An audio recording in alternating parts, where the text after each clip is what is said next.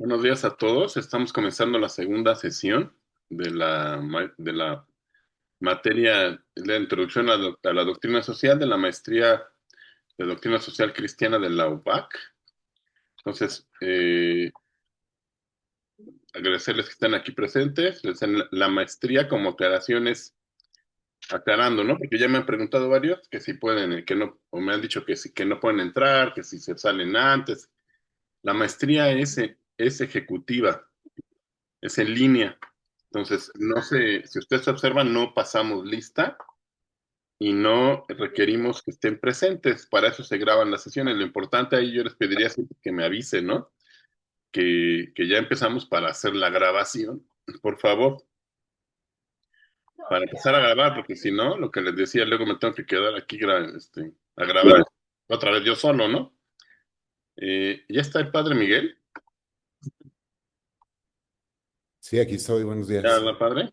Hola, buenos Buenos días. Entonces, el padre nos va a hacer favor de iniciar con una oración y lo que platicamos acerca de encomendarnos ahora sí que al santo que ganó, ¿no? En la competencia. Pues adelante, padre, por favor. En el nombre del Padre, del Hijo, del Espíritu Santo, Señor, gracias por este nuevo día que nos regalas, gracias porque nos permites iniciar esta jornada, gracias por la vida y por la oportunidad que nos das de acercarnos a ti a través del conocimiento. Gracias porque nos has dado la bendición de pertenecer a esta iglesia, tu iglesia, Señor. Te pedimos tu espíritu para que esto que hemos iniciado seamos iluminados por Él. Concédenos siempre la luz para poder comprender todos los designios que tienes para nosotros. Y pedimos la intercesión de San Juan Pablo II, el patrono de esta maestría, que Él, que entregó un magisterio rico a la Iglesia en la doctrina social, Él sea nuestro intercesor. Gloria al Padre, al Hijo y al Espíritu Santo, como Como era en era el en el- principio, ahora y siempre, por los siglos de los siglos. Amén. En nombre del Padre, del Hijo y del Espíritu Santo. Amén. Muy bien.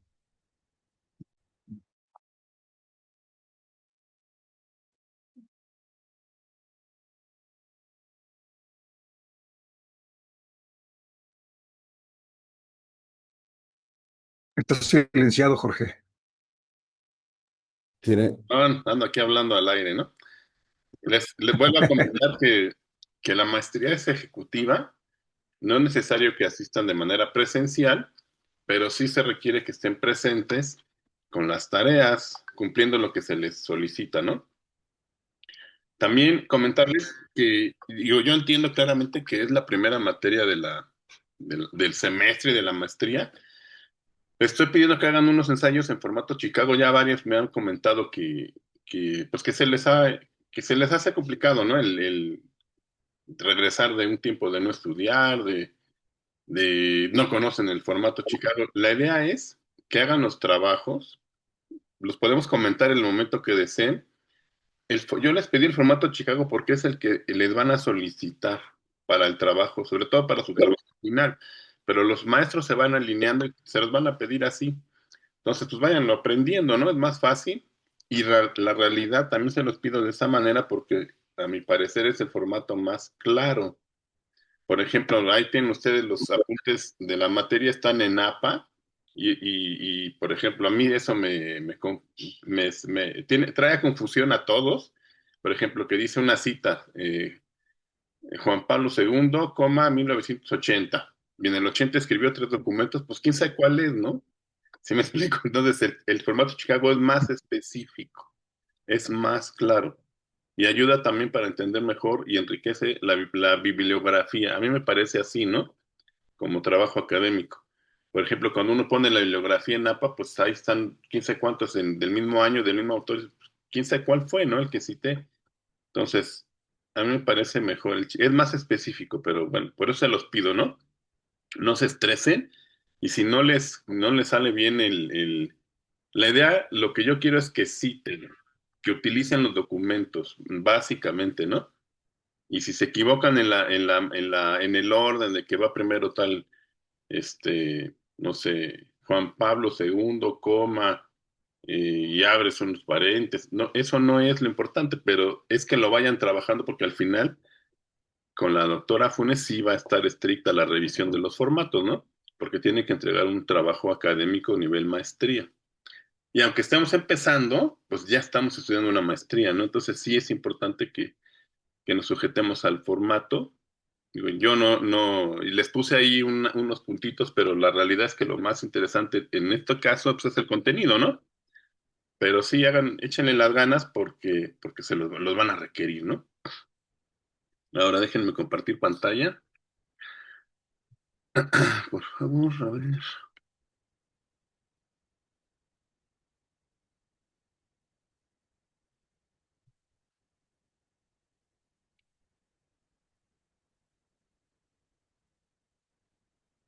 Y no tuvieron problema perdón, para revisar las tareas ni nada más,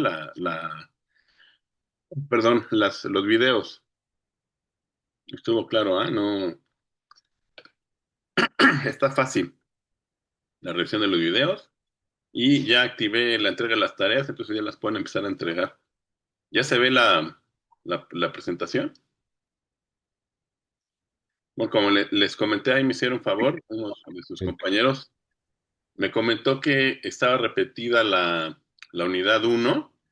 Justamente yo me equivoqué, subí dos veces la unidad uno y no subí la unidad 2, entonces ya hice el cambio para que la puedan estudiar, ¿no? Que sería lo que veríamos la semana que entra.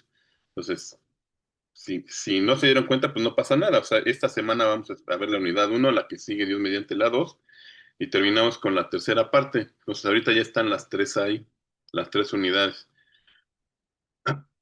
Una cosa que sí quería, bueno, no sé, a mí me quedó la duda de cómo lo platicamos la semana pasada, es simplemente que la parte de la invitación que hace la doctrina social de lo que estuvimos platicando, sobre todo con la crisis Fidel Deitch, es que tenemos, que el Papa Francisco nos lo dijo hasta el cansancio, es que tenemos que salir de la iglesia, ¿no? O sea, no nos podemos quedar ahí. Yo he conocido casos de gente que va, y no sé, aquí está el padre, ¿no? Varios sacerdotes, y dicen, es que nos van a sacar a la gente de la iglesia, ¿no? O sea, se les pide que hagan una actividad a los laicos fuera de la iglesia, esa es la realidad, ¿no? Pero no que se salgan de la iglesia o que dejen de... Sobre todo la cuestión fue que decían, ah, bueno, pues la cuestión de la piedad es muy importante y es parte de la cuestión, por ejemplo, no sé si lo vayan a ver en la materia de economía y trabajo, pero la parte, y esto no hacernos bolas, la teología. El enfoque teológico que manejó el Papa Francisco durante todo su pontificado se llama teología del pueblo, del pueblo.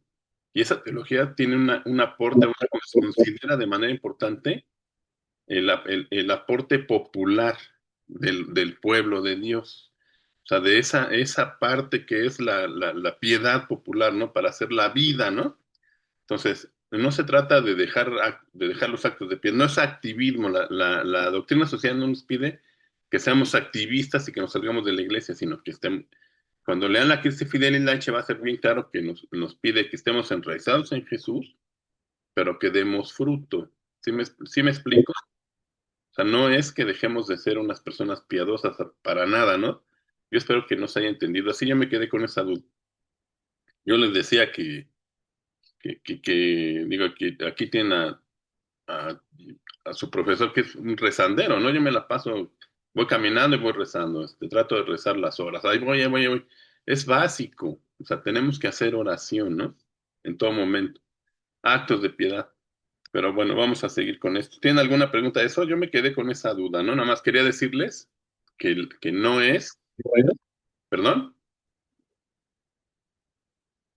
que no es el enfoque no es salirnos de la iglesia y ya dejarla ahí, sino llenarnos de lo que la iglesia nos da, de la gracia de Dios y llevar a los demás, ¿no?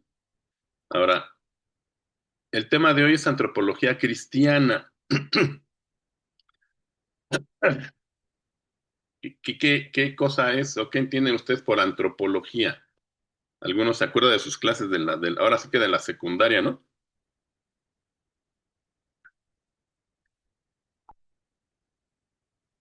Adelante, Raúl. Y ahí fíjense que en las mismas reacciones de Zoom pueden levantar la manita, ¿eh? Adelante.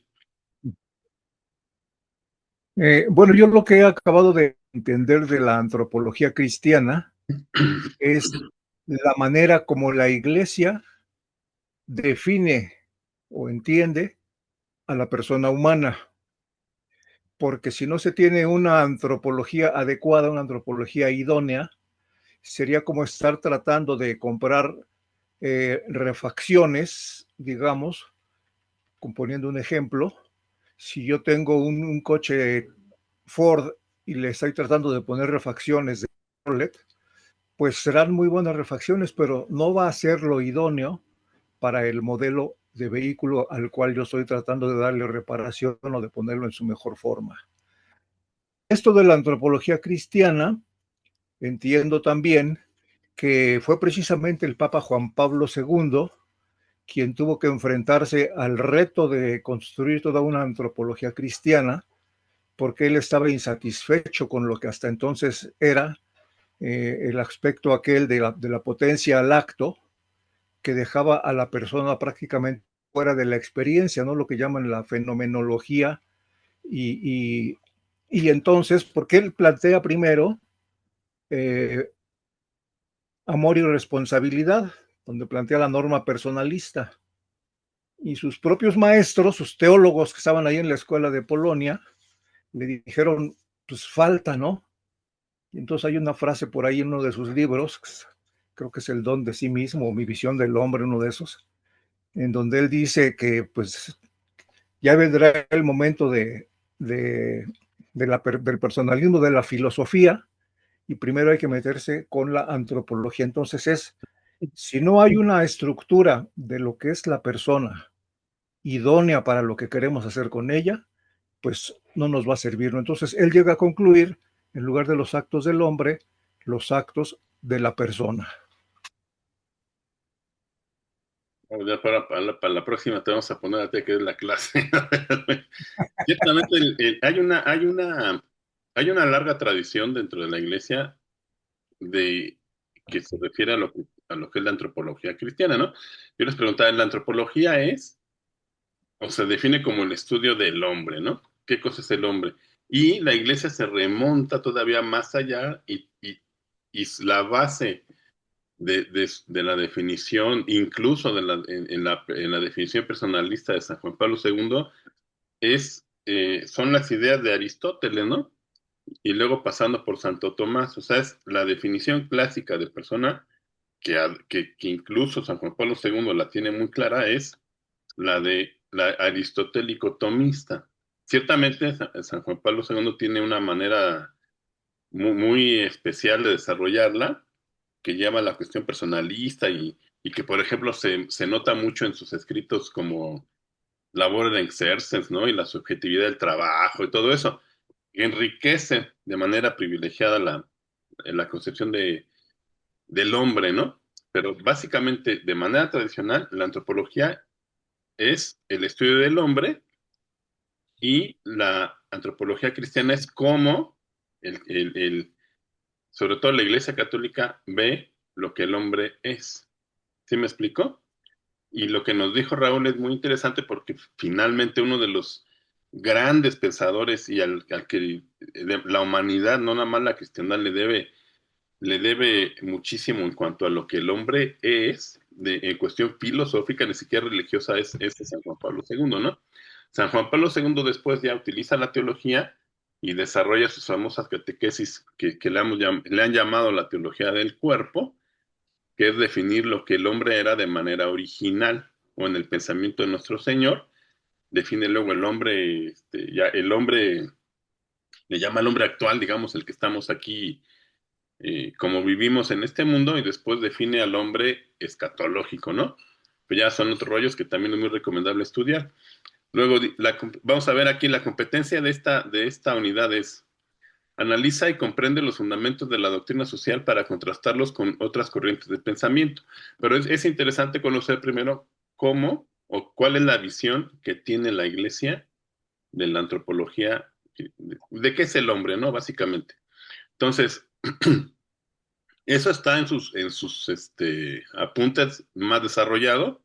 Incluso la unidad uno es la que me parece más, es la más densa, ¿no? Así está medio, sí, está densa. El hombre en la revelación. Y por eso es cristiana, porque la antropología aristotélica se queda ahí, en lo que es la razón nada más. Pero a partir de que le metemos revelación, ya eso se llama también teología, ¿no? La antropología cristiana parte de la afirmación de que el ser humano fue creado a imagen y semejanza de Dios. Eso lo encontramos en el libro del Génesis desde el principio, ¿no? Esto le confiere una dignidad que no depende de su utilidad, su productividad ni su condición social. ¿Sí me explico? Por eso es importante leer la Dignitas Infinita, que recalca y analiza y puntualiza cuál es la dignidad de la persona y por qué tiene esa dignidad. Hay también en ese mismo documento, vamos a observar cómo los conceptos de dignidad se han ido profundizando hasta llegar a lo que hoy la Iglesia nos propone, ¿no? Vemos aquí lo que nos dice la Gaudium et Spes. El hombre es en la tierra la única criatura que Dios ha querido por sí misma. Está claro, ¿no? O sea, no hay, digo, eso es parte de un documento conciliar, ¿no? Claves, conceptos claves. Persona como unidad de cuerpo y alma. La antropología, incluso, o sea, San Juan Pablo II está completamente de acuerdo con eso, es que el hombre está compuesto, y esos son conceptos de Aristóteles, materia y forma, ¿no? La materia es el cuerpo y la forma es el alma, lo que informa, lo que da forma, lo que tiene al cuerpo unido y lo hace ser tal, es la materia, el alma, perdón. Tenemos una dimensión trascendente, que también de eso Aristóteles se dio cuenta, con la pura razón, que el hombre estaba destinado a la eternidad y, pégame un spam aquí, y que también estamos, esa misma, todo esto va unido a la cuestión de que estamos llamados al amor, a la comunidad y a la libertad. Y eso lo encontramos, eso ya desde el principio está narrado en la creación, en el Génesis 1:27, ¿no? Pues hagamos al hombre, toda la cosa.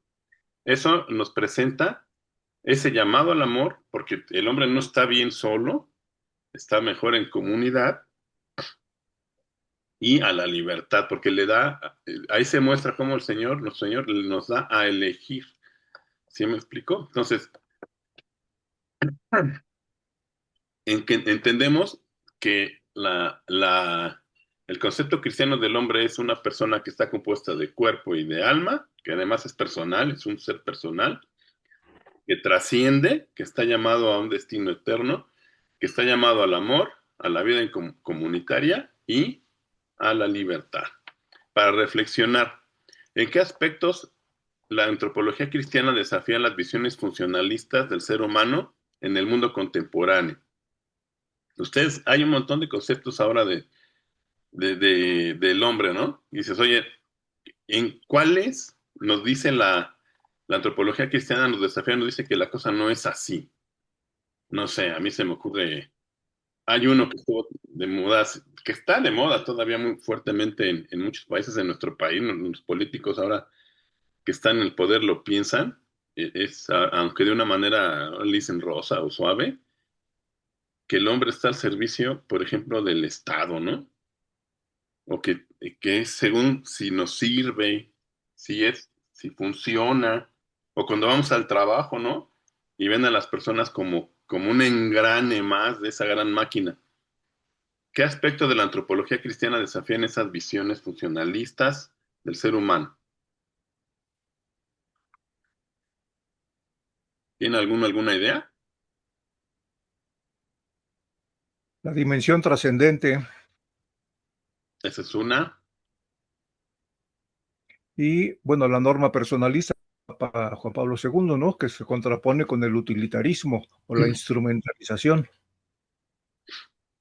claramente. Digo, es bien, yo creo que si ustedes observan los documentos de la unidad, van a ver que, que casi todos son de San Juan Pablo II, ¿no? Lo que se escribe, porque él ciertamente empieza a escribir como siempre dentro de su perspectiva cristiana, sacerdotal, de presbítero, luego llega a ser obispo, después termina siendo papa, pero la base del desarrollo de su filosofía es la que tú dices, ¿no? La personalista y después empieza a meter, pues ya que es papa y escribe en sus grandes encíclicas sociales, ese concepto lo llena a teología, ¿no? Y te digo, vamos a leer la Labor en Exercens, por ejemplo, y dices, oye, es increíble el análisis que hace, ¿no? Y cómo ponen las cosas en su lugar y hace um, desmenuza por ejemplo, las visiones materialistas del hombre, ¿no? ¿Alguien más? Bueno, no sé si también pueda considerarse así el hecho de que hay gobiernos que orillan a los, por ejemplo, a los cristianos en este caso, a vivir su fe en lo privado. Nos están como privando de precisamente del llamado a la comunidad, a nuestro llamado a ser sociales, a ser seres sociales. Sí, a la libertad, ¿no? Nos cuartan la libertad. Ya son diferentes, hay gente, por ejemplo, eso lo sufren los cristianos que están siendo perseguidos en lugares, por ejemplo, donde se profesa el Islam, ¿no? Bueno, y aunque no sean perseguidos, digo, sí hay una restricción, ¿no? Que pudiera ser, no es ideológica, sino de carácter religioso. Hay otras en donde sí hay ideología, ¿no? Que ahora ya es más velado, pero sí llega a suceder en los países, realmente la Unión Soviética o Cuba, por ejemplo, hasta la fecha, pues no es muy fácil manifestarte, aunque no hay estrictamente una prohibición, pues sí te trae consecuencias, ¿no? En lo que puedas llegar a trascender en la política o algo así, ¿no? Esos son unos ejemplos. Vamos a ver lo que sigue. El rostro de Cristo en el hombre. La Iglesia enseña que Cristo revela al hombre lo que significa verdaderamente ser humano. En él se ilumina la vocación, el sufrimiento, la justicia y el amor. Por ejemplo, ya que estamos hablando de San Juan Pablo II y que es el patrón de la maestría, creo que él, a la imagen de Jesús, reflejó de manera impresionante lo que fue en su vida, ¿no? Lo que fue la vocación, el sufrimiento, la justicia y el amor. Es un ejemplo, ¿no? O sea, de cómo Jesús iluminó esa vida tan especial, ¿no? O a últimas fechas, ¿cómo fue A mí me conmovía mucho, era al Papa Francisco, ¿no? Con viviendo su vocación con un grado heroico, sufriendo terriblemente, pero con un buen humor que era increíble, buscando la justicia y el amor. O sea, eso, la iglesia nos enseña que Cristo revela al hombre lo que es vivir estas situaciones, ¿no? Y lo enseña así, pero es de manera, para la gente que no tiene fe, pues es incomprensible, ¿no? Vamos a ver esta cita que es también de San Juan Pablo II. Cristo revela al hombre su vocación y le descubre la sublimidad de su destino. Sí está claro, ¿no? O sea, el Cristo es el que nos revela para qué estamos en este mundo y nos dice claramente hacia dónde vamos a ir, que tenemos un sentido trascendente, ¿no? La conexión teológica. Existe una unidad con Cristo en la encarnación. Eso es algo que muchos santos han reflexionado mucho y se quedan así como en éxtasis, ¿no? Y pues ¿cómo es posible que Jesús haya hecho hombre?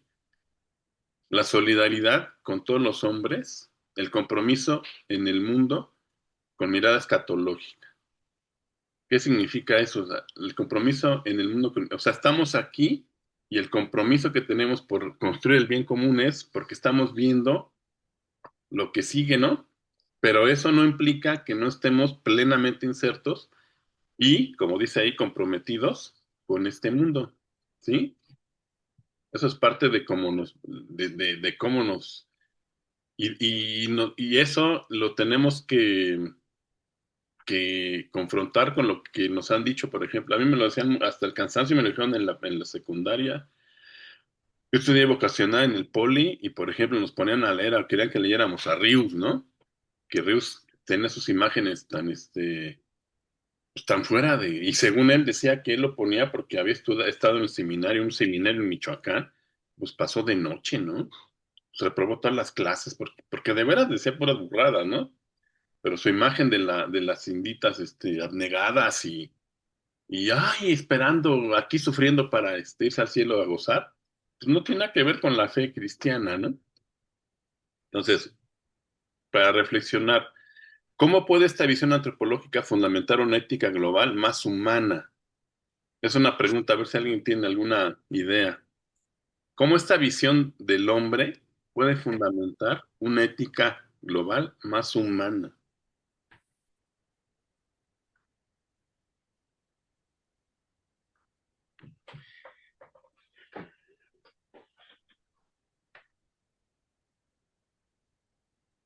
No sé si ya leyeron la Fratelli Tutti, ¿no?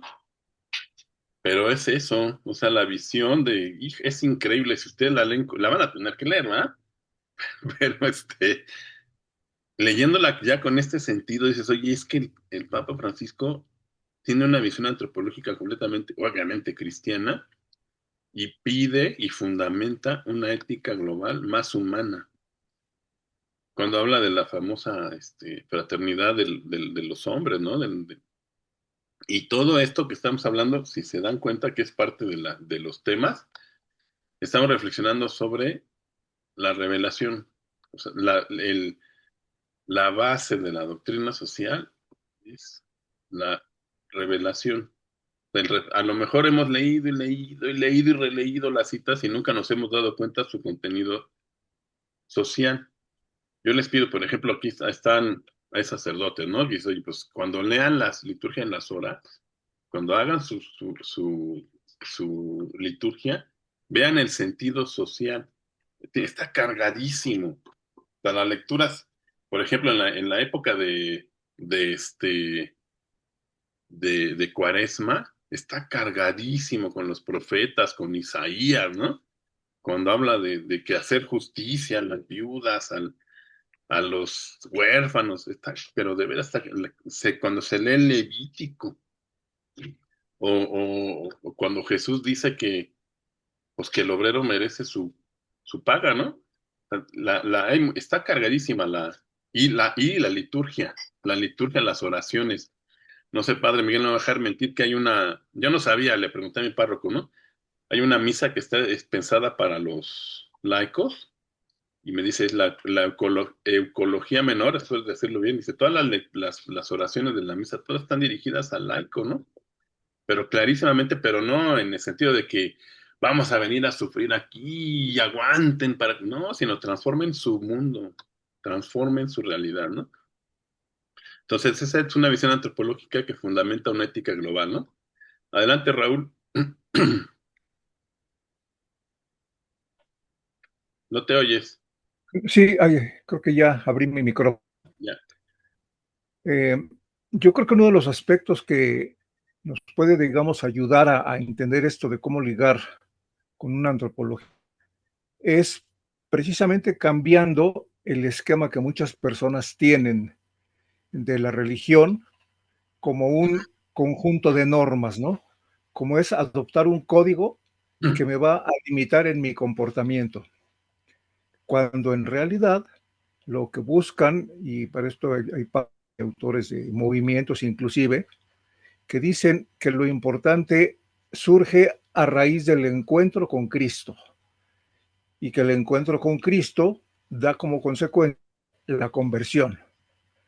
Y para mí un ejemplo clarísimo es en lo que nos narra el Evangelio, cuando Jesús perdona a la mujer pecadora, ¿no? Dice, ¿dónde están los que te condenaban? Pues ya todos se fueron. Yo tampoco te condeno, te perdono, pero ahí está la condición, ¿no? Anda y no peques más. Entonces, del encuentro se da la conversión, no de la creencia de un conjunto moralista de cosas que hay que cumplir, ¿no? Pues sí, digo, es lo que estamos viendo aquí, o sea, que el Cristo, el rostro de Cristo nos muestra cómo es el hombre, ¿no? Sí me explico, lo que estás diciendo es eso, no sé si van a conocer, pero es ahí, claramente, Cristo nos muestra lo que es el hombre. Y los grandes personajes, te digo, el Papa Francisco, por ejemplo, Juan Pablo II lo notan y lo transmiten en sus documentos, nos lo dejan con toda claridad, ¿no? Digo, la reflexión que hizo el Papa Francisco en Fratelli Tutti, toda su reflexión, la encíclica, la toma de la parábola del buen samaritano, ¿no? Y la reflexión que hace de la verdad, pues sí, también la toma, pues es completamente bíblica, ¿no? De los grandes salmos de el Señor toma, da el alimento y lo suelta al leviatán, y no sé qué, que dice uno, híjole, está reflexionando sobre los salmos que hablan de la creación de Dios, ¿no? O del mismo Génesis. Entonces, el mismo rostro de Cristo nos revela lo que es el hombre, ¿no? Seguimos. La misión de la iglesia en la sociedad. Bueno, y aquí también yo quería decir esto, es importante, que lo dije la clase pasada, y la doctrina social es parte de que por ejemplo aquí los sacerdotes que nos acompañan estudian moral social, es parte de la moral social, pero nos invita a actuar, ¿no? Pero sobre todo a los laicos. Eso no quiere decir, por ejemplo, que el padre Miguel esté aquí de balde, ¿no? Sino que él está llamado a guiar a su comunidad, a pedirle que salga, ¿no? Y darle ideas de cómo, por ejemplo, y de hacerlo de manera eh, acorde con el Evangelio, ¿no? De formas. Luego hay padrecitos que se van por otro lado, ¿no? Por ejemplo, el padre Solalín de una labor impresionante a favor del migrante, pero no le toca a él. ¿Sí me explico? Debe haber visto cómo le hacía para que sus laicos le ayudaran. Es una forma, ¿no? Digo, yo espero que no se malinterprete, pero así es, ¿no? Que los sacerdotes están también llamados a estudiar la doctrina para hacerle como son en todo, ser pastores. ¿Sí me explico? Vamos a ver lo que nos dice aquí la lámina. La iglesia como servidora de la humanidad. La iglesia tiene una dimensión social inseparable de su dimensión espiritual. No impone ni propone un sistema político, pero ofrece principios para lograr esta sociedad más justa. Eso es, así es, podría ser una definición de doctrina social, ¿no? La doctrina social no impone ni propone un sistema político, pero ofrece principios para lograr una sociedad más justa. La misión propia que Cristo confió a su iglesia no es de origen político, pero de ella derivan funciones, luces y energías que pueden servir para establecer y consolidar la comunidad humana. Está en el compendio de la doctrina social. Temas clave. Hay que tener una evangelización integral dentro de la formación que la iglesia brinda. Debe haber una parte social. Digo, es el tema, ¿no? Tiene que ser de manera general. Y luego perdemos de vista que las pastorales, que dentro de la iglesia, muchas de las pastorales deberían tener una impronta más social, ¿no? La pastoral familiar, por ejemplo, es de índole social. Las grandes encíclicas que han estado en relación a la vida, la Humane Vitae y la Evangelium Vitae, son sociales, son encíclicas sociales. Pero no es que hablan de la vida. Pues no hay nada más social que eso, ¿no? Entonces, hay que tener una evangelización integral.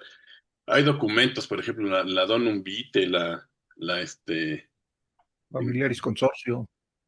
son sociales, completamente, pero hay unas específicas, por ejemplo, que que nos han entregado organismos del Vaticano, digo, la Donum Vitae y la otra se me está olvidando, la Dignitas Personae, que habla acerca de la manipulación de los gametos y todo eso, y de vientres subrogados, son sociales completamente, deberían estudiarse con un sentido social, ¿no?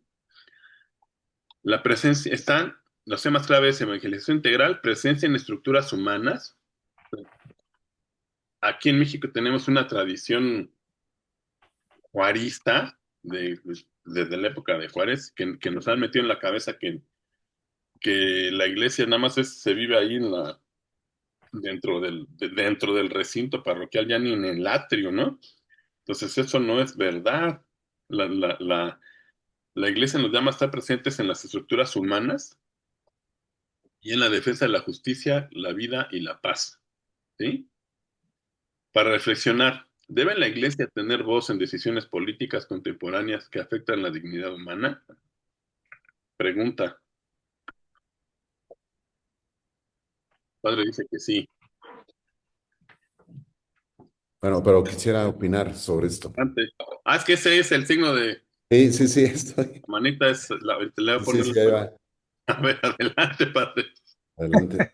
Bueno, buenos días a todos. Que me da gusto estar aquí compartiendo, escuchando esta riqueza. Y respecto a la pregunta, creo que sí, nos quieren hacer caer en un juego de que la fe solo se vive en el templo. Y con esos argumentos de que la iglesia no, en la iglesia no se habla de política. Y es una trampa muy, muy grande pues, que nos ponen. Y la gente, algunas personas lo creen, pero no debería de ser así, ¿no? Yo lo que dice aquí, debemos tener voz, la iglesia debe tener voz, sí, y mucha voz, porque en realidad quien pone a pienso, ¿no? Aquí en nuestro país, a nuestros políticos, es la mayoría de nuestra gente de la iglesia, ¿no? Entonces, no podemos, como que callarnos y hay que, pues, levantar la voz porque pienso, ¿no? Nosotros los sacerdotes, ahora que hablabas de la evangelización integral, una evangelización que no tiene su concreción en la vida de la sociedad, de poco servirá, de poco servirá. Entonces, en realidad hay que rescatar esto, que la gente hable, que diga, porque pues nosotros, pienso, ¿no? Los que somos sacerdotes, no podemos quedarnos indiferentes ante cómo tratan a veces a la gente, sobre todo cuando hay elecciones eh, en nuestros países, ¿no? Cómo los compran con despensas, con dinero, con tanta cosa. Y yo no podría permanecer indiferente, no podría permanecer indiferente. Entonces sí, no caer en este juego de que nos hagan creer que la fe solo se vive en el templo. Gracias.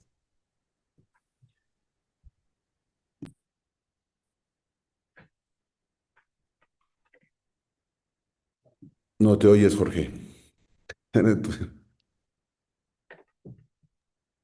Gracias, gracias, padre, por su aportación.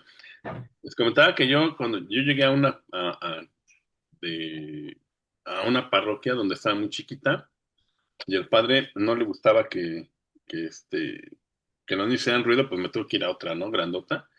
Y ahí iba un sacerdote, conocí dos sacerdotes muy curiosos, ¿no? Uno, que era el párroco, que luego se cambió a una iglesia chiquita, donde también luego vamos a misa, pero es un monumento colonial, es increíblemente hermosa, es de la época de la colonia, chiquitita, y me decía él, dice, mira, ya vinieron a hablar conmigo, los del municipio, y ya pavimentaron y me dieron línea, dice, porque vienen las elecciones, y me dieron línea para que yo predique conforme a lo que tienen ellos que decir, ¿no?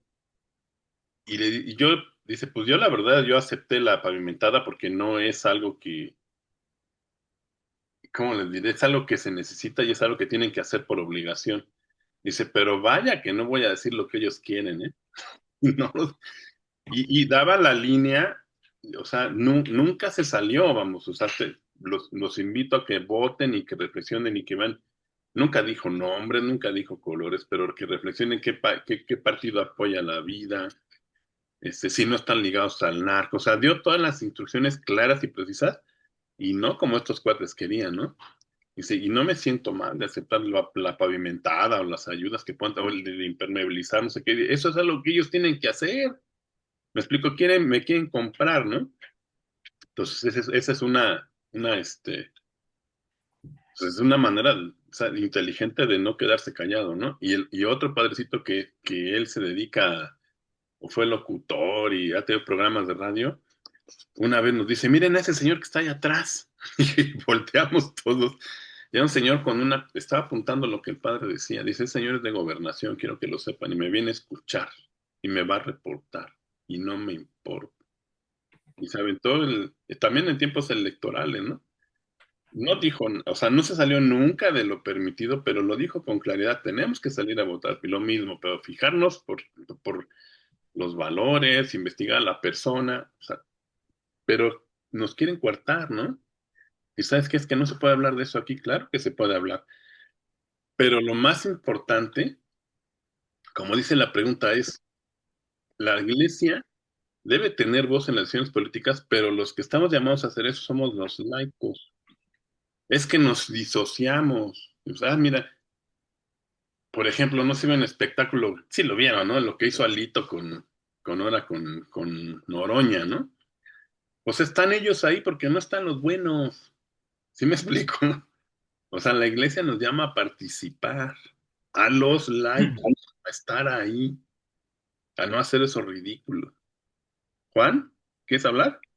Sí, Adelante. yo creo que tenemos un problema incluso de conceptos acerca del papel del laico, y eso estamos hablándolo históricamente. Parecemos como que separamos lo que es el laico, que él está para la política, pero el ministro, más que nada como que el concepto iglesia, desde ahí pareciera como que la mayoría de gente, incluso en el aspecto intelectual, creen que la iglesia la conforma nada más los sacerdotes, los ministros de culto, la jerarquía. Y cuando hablamos de debe la iglesia tener voz en las decisiones, yo siento que es situarnos cada uno en su papel, el laico, el sacerdote, el ministro, el pastor, tiene la encomienda de mover el espíritu de la iglesia, de la sociedad, de esa iglesia, a trabajar por ello. Hay una frase en la pastoral que se dice que el sacerdote, el campo del laico es más grande que el del sacerdote porque el laico llega donde el sacerdote no puede llegar. ¿Y a dónde no puede llegar? A las instituciones de fábricas, a las instituciones educativas, a las instituciones gubernamentales, a donde donde labora diariamente el laico. Sí, el sacerdote tiene un aspecto más reducido, pero también dice, pero el laico no puede hacer cosas que el sacerdote sí puede hacer y que solamente entonces es situarnos, y yo creo que cambiar un poquito porque desde la perspectiva de la historia, el concepto laico, pues lo creen así como gente, lo piensan como que es gente sin religión, gente que no tiene que ver nada con religión, y nosotros en el vocabulario católico cristiano, pues lo entendemos que es como que es aquel bautizado que desde su realidad temporal y todo se desenvuelve en el mundo, pero sin votos, sin las exigencias de un consagrado. Y pues lo vemos nosotros desde la misma educación, el freno que hay en la educación. No se puede hablar nada de religión en las instituciones educativas, no se les puede hablar nada. Ahora en las mismas cárceles, en los mismos centros de rehabilitaciones, visité en Chihuahua, en Zacatecas, los reclusorios, reformatorios también de menores, no se les puede hablar no se puede tener ya incluso imágenes religiosas católicas en los lugares, una restricción a la prohibición de que la iglesia pueda hacer presencia y pueda ejercer su papel dentro de la política. En una plática que tenía con un maestro, director de un instituto católico aquí en mi ciudad, decía él, voy a ir a hacer política. Y me causó la respuesta de él, dice, voy a ejercer voy a ejercer mi acción de laico en la política, el del servicio, voy a servir. Y yo creo que a veces cuando decía él, cuando uno piensa en la política, pensamos en las revueltas como la que pasó ahora, en eso que usted acaba de comentar, los golpes entre esas dos personas políticos, y que es un show solamente, a veces nada más, pero que realmente esa no es ejercer la política. Toda persona estamos llamados a ejercerla, y como católicos es un deber, creo que hasta en el hecho de votar, ya se había dicho en algún momento, bajo pecado el que no lo haga, porque ahí tiene que hacer presencia la iglesia para poder cambiar estas situaciones de nuestro entorno en el que vivimos. Muchas gracias. Digo, la reflexión es lo mínimo que se puede hacer es votar, es lo mínimo. Tenemos que, la iglesia nos llama participar, es lo Ujú. mínimo. Y qué triste lo que nos dices de la cuestión de las imágenes, eso es una tragedia, ¿eh? En las iglesias. Yo sé de lugares donde hay una intensa pastoral, ¿no? Penitenciaria, qué pena, ¿no? Es terrible. Ahora, y lo que dices tú también es bien cierto. Por ejemplo, aquí está el padre Miguel. Ahorita me decía que se tiene que ir a los bautismos. Eso lo hacen ellos. Pero, padre, es que lo que hacen ustedes no tiene valor. Es completamente trascendente, ¿sí me explico? Lo que hacen ustedes es, yo de veras les pido que lean y reflexionen la Christi Fidelis Laici y van a ver lo que hace cada quien. O sea, otra vez, la exhortación se basa en dos parábolas, otra vez enriquece la palabra de Dios, pero nos deja ver que tenemos que estar unidos a la viña, y esa viña Jesús es la vid y nosotros los sarmientos, y lo que nos hace estar unidos a esa viña son los sacramentos, que son los que administran las personas consagradas, no los sacerdotes. Entonces, vamos de aquí para allá, o sea, digamos, no podemos vivir sin ellos, pero la iglesia se queda sin cuerpo, sin nosotros, los laicos, ¿no? Entonces, eso lo van a estudiar también a profundidad en una materia que se llama teología laical. Aquí, qué bueno que están saliendo estas reflexiones para que las vayan pensando, ¿no? Pero es cierto, o sea, completamente complementario y no es excluyente. O sea, se complementa lo que hacen los sacerdotes.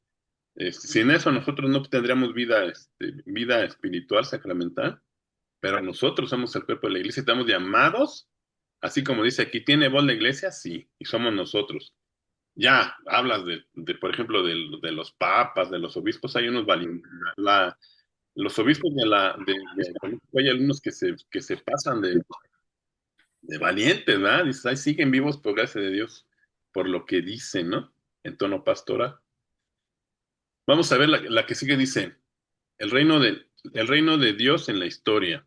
La doctrina social ve el reino no como algo privado u utópico, sino como realidad que inicia aquí y ahora en cada acción justa. La iglesia es el germen del reino. Juan Pablo II nos dice, la iglesia desea servir a este único fin, que todo hombre pueda encontrar a Cristo para que Cristo recorra con cada uno el camino de la vida. Redentor hominis. Qué interesante, ¿no? Tensiones actuales, el secularismo y la misión religiosa. Ya lo platicamos, ¿no? Hay un secularismo galopante y nos hace falta salir. Eso el Papa Francisco lo identificó con toda claridad, ¿no? Salir, la iglesia en salida. Y las propuestas liberadoras, la caridad o activismo. Lo que yo les decía al principio, nosotros, los laicos, que estando unidos al sarmiento, que diga la vid, somos sarmientos y eso implica que no seamos activistas en ningún momento. ¿Me explicó? Nosotros no somos, los laicos no somos activistas. Estamos unidos al sarmiento y vivimos la caridad social. Así se llama, caridad social. ¿Cuáles son los límites del compromiso social de la Iglesia ante regímenes políticos? Pues, no los hay. ¿Sí me explico? O sea, la iglesia debería permear, nosotros deberíamos permear, los laicos deberíamos permear todos los regímenes, ¿no? Y hacer que todo esto, de hacer o tender hacia el reino de Dios en esta tierra, por medio de la conversión de las estructuras de pecado, que es algo que nos decía San Juan Pablo II, ¿no? ¿Sí? ¿Alguna pregunta? Me quiero parar un poquito porque ya el padre se va a ir. Raúl, adelante. Gracias. No. Bueno, yo creo que de alguna manera lo que sucede es que lo social se vive dentro de un entorno político. Y lo que pasa es que muchas veces el problema viene desde el aspecto político. ¿Y qué cosa es la política? A final de cuentas es eh, la responsabilidad en la construcción del bien común. Tan es así que la definición de la norma jurídica es el ordenamiento de la razón dictado por autoridad competente, cuyo objetivo es el bien común. Y si hay algo que no vemos en las legislaciones que se están autorizando actualmente, pues es todo lo contrario. No parece ordenamiento de la razón, la autoridad no parece tener competencia ni moral, ni técnica, ni política, ni de ninguna especie, y definitivamente no están buscando el bien común. Ahora, ¿hasta dónde va el compromiso? Pues el mismo Cristo nos lo dijo, ¿no? En la parábola de la moneda, ¿no? De si era justo o no era justo pagar los impuestos. Y entonces les dice claramente, al César lo que es del César, pero no se queda ahí, a Dios lo que es de Dios. Entonces, en ese equilibrio, finalmente lo social, que es lo que nos compete a nosotros, digamos, llevar el espíritu del Evangelio a la vida social, se va a poder dar en entornos políticos más o menos favorables, pero eso de ninguna manera va a hacer que la responsabilidad disminuya, ¿no? O sea, la responsabilidad del laico precisamente está allí, independientemente del entorno político en el que también hay que influir para ser capaces de aportar un grano de arena a la construcción del bien común, pero finalmente la labor social tiene que seguirse realizando independientemente de cómo estén las cosas. Sí, digo, es correcto, ¿no? Digo, la cuestión es que no hay, digo, la respuesta clara es que no hay límites, o sea, la acción social de la iglesia debe llegar a todos lados, ¿no? Y debe llegar por medio de la participación, que es uno de los valores de la doctrina. Estamos llamados a participar, a transformar nuestra realidad, ¿no? La trascendencia de la persona humana, más allá del horizonte material. La doctrina social enseña que el ser humano no se agota en la dimensión económica, biológica o ideológica. Tiene un diseño, un destino eterno y una vocación trascendente. Ya lo habíamos visto, ¿no? La justicia social solo puede lograrse sobre la base del respeto a la dignidad trascendente del hombre. O sea, todas nuestras acciones deben estar encaminadas a la consecución, como tú decías, Raúl, del bien común, pero ese bien común lo que hace es buscar que podamos llegar a la trascendencia de esta vida. ¿Sí me explico? O sea, cuando vives en condiciones paupérrimas, en una ignorancia tremenda, en tremenda incultura, pues está bien difícil que es de trascender y llegar al fin último del hombre, ¿no?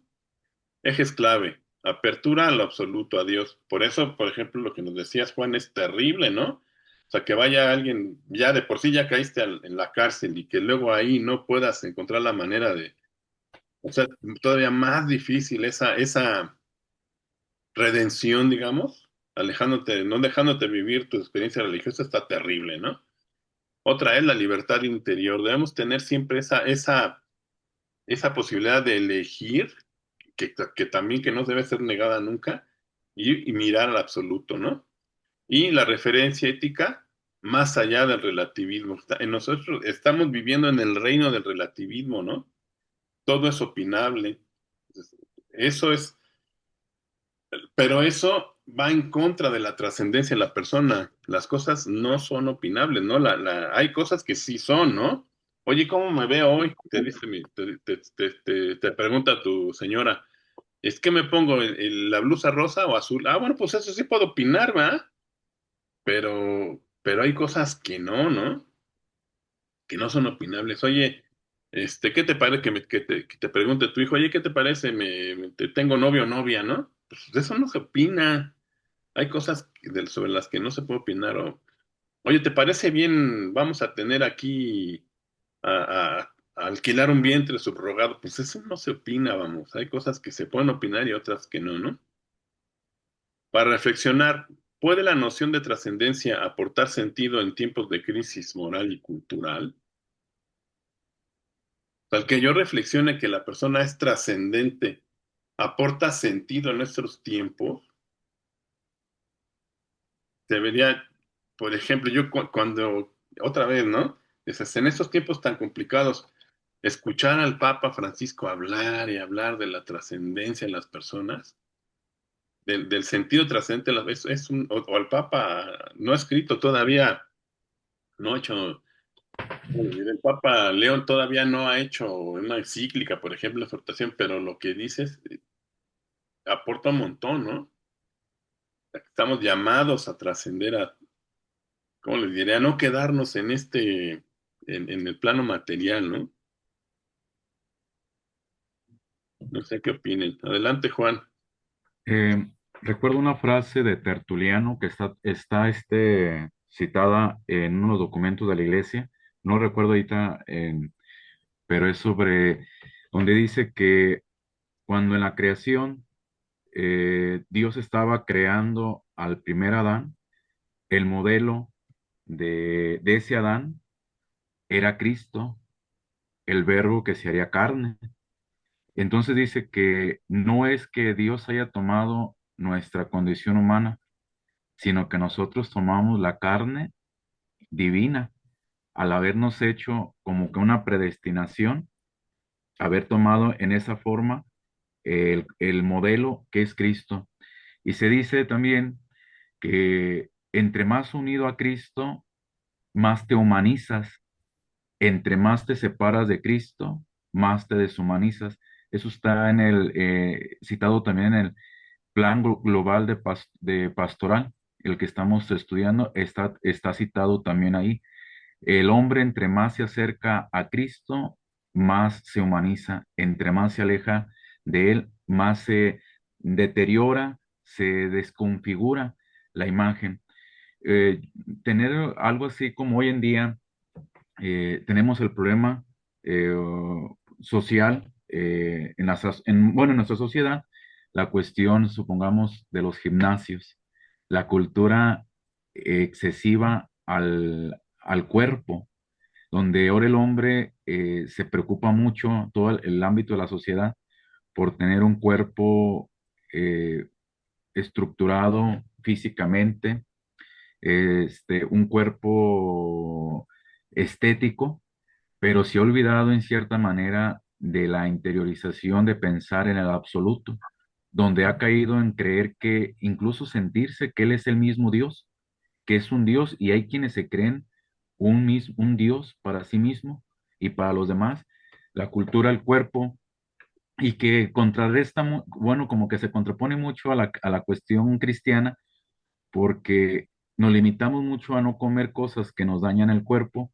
pero las cuestiones la espiritual, la cuestión del absoluto, la cercanía con Dios, esa la descuidamos completamente. Ay, me cambió Bueno, es que ya la quité. sí.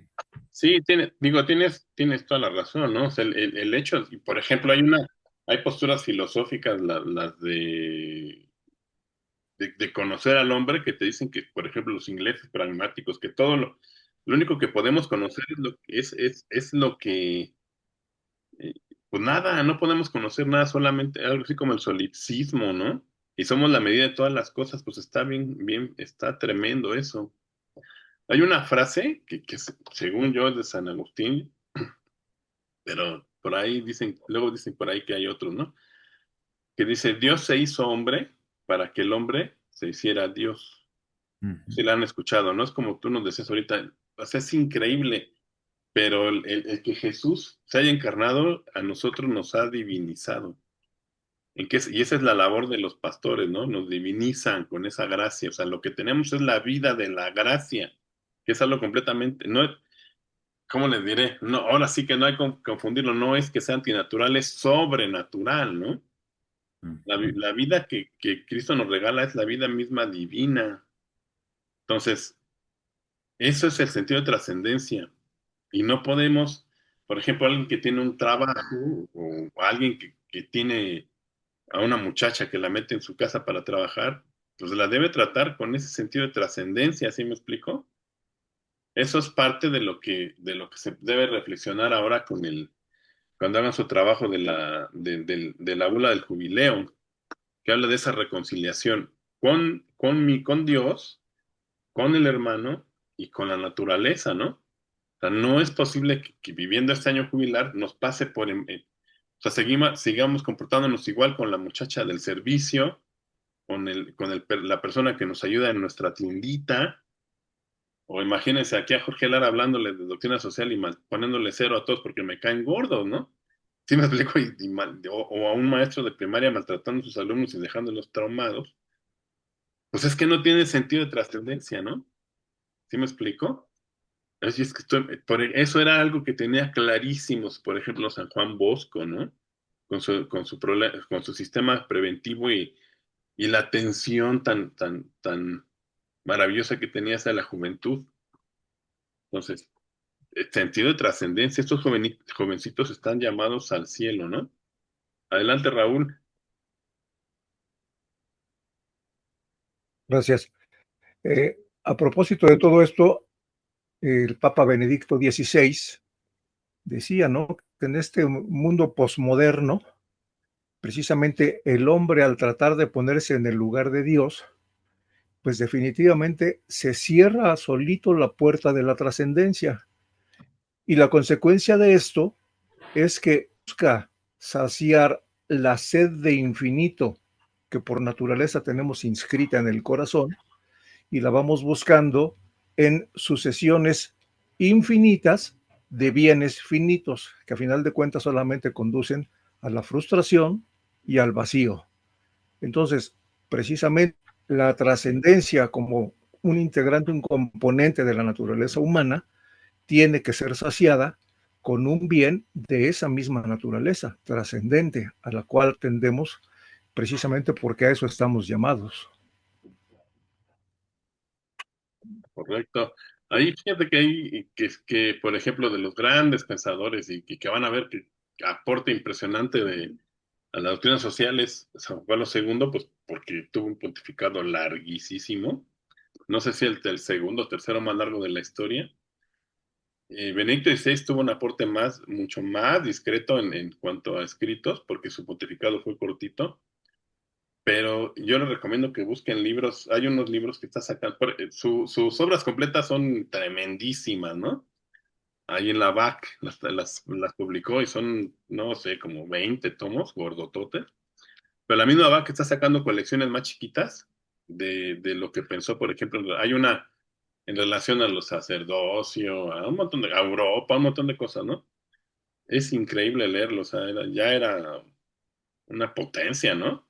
Desde muy joven, están sus homilías ahí y dices, qué bárbaro. Pues también es muy recomendable su lectura, y un filósofo de alturas, de gran altura, pero además con una gran humanidad, ¿no? Entonces también muy recomendable. Y sí, para la materia de economía y trabajo está la encíclica de Caritas in Veritate, en la que habla acerca hay un concepto de economía civil que que debería ser básico para los laicos, ¿no? Estudiarlo. Y para los pastores también. Entonces, léalo. También Benedicto es imperdible, ¿no?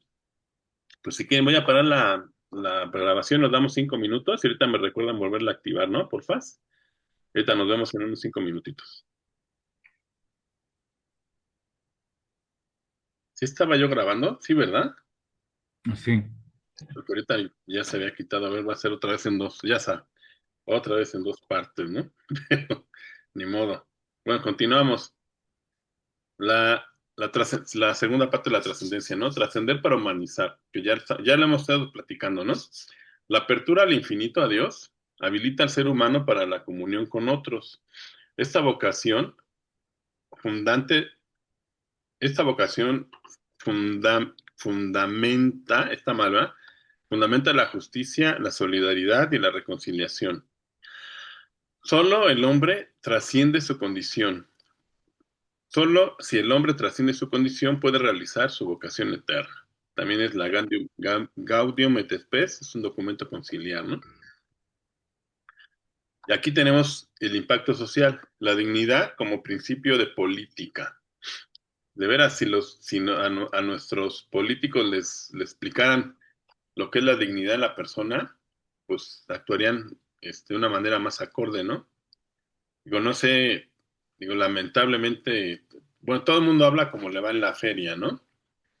Y hace poco mi hija estuvo internada en, este, en La Raza. La trataron muy bien, gracias a Dios. Muy, muy bien. Pero hay situaciones que dice uno, híjole, si de veras la gente que está aquí tuviera interés en la dignidad de las personas, pues no tendría esto como está, ¿no? Le pondría más atención. Si tienen los doctores, excelentes, muchos de ellos, ¿no? Y las enfermeras y todo, pero híjole, por ejemplo, los papás que estaban ahí, que tenían ya un mes ahí, dices, pobres, ¿no? Unas condiciones espantosas, por ejemplo, ¿no? No consideras la dignidad de la persona, ¿no? Impulso, y mi hija, gracias a Dios, pues no tuvo nada, ¿no? Salió muy bien, pero pues toda la cuestión alrededor es terrible, ¿no? Entonces, oye, pues deberían tener aquí como que un poquito más pues de conciencia de las personas, ¿no? Que no somos animales, ¿no? El impulso ético para estructuras humanas. O sea, es lo mismo, o sea, vamos a algún lugar y te piden, por ejemplo, ¿no? En el mismo instituto, en el IMSS, oye, ¿cómo es posible que no haya medicamentos, no? Pues son personas, no son animales. Pero es todo el concepto y a dónde el concepto de este gobierno que dice, prefiero tener gente que vote por mí y le doy lana y no se están dando cuenta que no tienen para medicinas, que sale peor. ¿Sí me explico? Es eso lo que ya platicamos de manera en las láminas anteriores del concepto de pues de la dignidad y de cómo hacer éticas las cosas en la política, ¿no? Y de no considerar que las personas son votos, o sea, no hacerlas o cosificarlas, ¿no? Lo que ya hemos visto, que tienen un valor trascendente más allá del simple de ir y poner un dedo ahí o votar y ya, ¿no? Para reflexionar cómo la trascendencia personal puede inspirar una cultura del encuentro. ¿Ustedes cómo lo creen? ¿Cómo es posible que al considerar yo que la persona es trascendente, eso puede inspirar una cultura del encuentro? Digo, yo nuevamente les diría una manera de inspirarnos y conocer eso, pues podemos leer los escritos del Papa Francisco, ¿no? El Papa Francisco se, se vivió su pontificado buscando dar a conocer la misericordia de Dios y el sentido, la necesidad de salir y hacer algo por los demás, ¿no? Ahora que lean la bula, también ahí se habla mucho o nos propone muchas maneras de ser signos de esperanza para los demás. Pero no es digo, eso no se da. A mí me parece increíble que hubo no sé si supieron, una activista, una mujer, creo que tenía chorrocientos mil caballos, creo que en Morelos. Dice, oye, pues se encuentran sentido a hacer el bien a animales, pero no a personas. O sea, el mundo está a cabeza, ¿no? En la cuestión de los valores, ¿no? El que trasciende, los que trascendemos somos nosotros, no los animales. No hay un cielo para perros, aunque los querramos mucho. A mí me encantan los animalitos, pero pero no tienen dignidad, ¿no? Sí tenemos una grave responsabilidad hacia ellos, pero estamos perdiendo el sentido y la escala de las cosas, ¿no? ¿Alguna Yo, adelante? bueno, es que no sé cómo levantar la mano aquí en Zoom, pero bueno.